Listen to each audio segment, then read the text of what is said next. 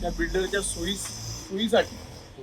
सोयीसाठी तिथला रस्ता बंद केला, हा चालू केला.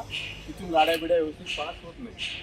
बरोबर आहे ना? तुम्ही लोकांनी बिल्डर लोकांसाठी सोयीस्कर केलं, काहीच प्रॉब्लेम नाही पब्लिकला.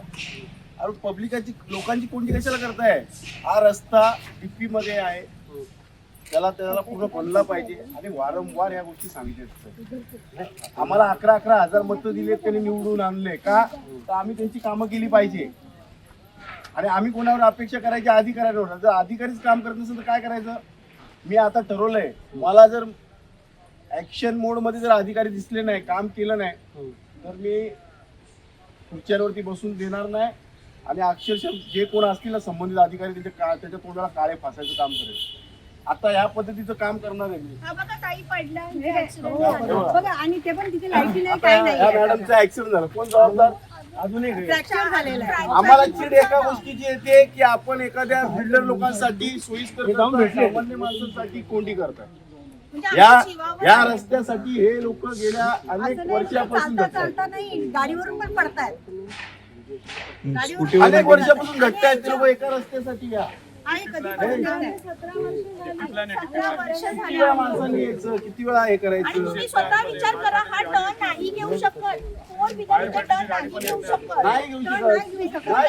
त्यांनी बघितलं गाडी आले का? त्या बिल्डरला एवढं सोयीस्कर देतं, मग पब्लिकनी काय बिघडवलंय आपल्याला? आणि आम्ही एवढा टॅक्स भरतो. आज आमची बिल्डिंग आहे, ही बिल्डिंग आहे. केलं इमिजिएटली एवढं एवढं तोडून नुसतं नाही ना, आम्हाला रस्ता पाहिजे. तुम्ही कॉन्क्रीट टाकण्याचे ते म्हणतात तुम्ही थांबा. अर्धा थांबायला होतं. आम्हाला थांबायला तुम्हाला जर आता हे करायचं ना, बरोबर आहे का? पत्रे काढा, इथून 2 फूट आम्हाला हा रस्ता होऊसपर्यंत. चौडा करा. हा रस्ता होऊसपर्यंत हे आता जास्त तिथे immediate ना काढा. तिथे खड्डे आहेत, त्याला ठेच लागून पण पडतात रात्री. तुम्हाला सांगा तुमच्या हातात तुमच्या हातात तुम्ही म्हणजे यांना हातात घ्यावं लागणार. आता तुमच्यावर कधी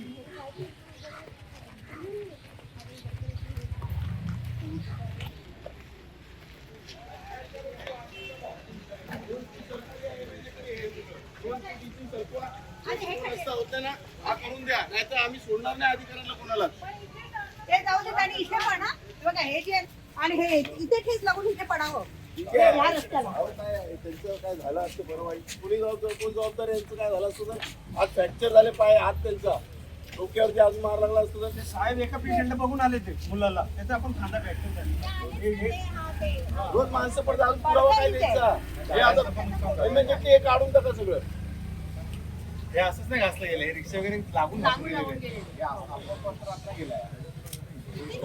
समजलं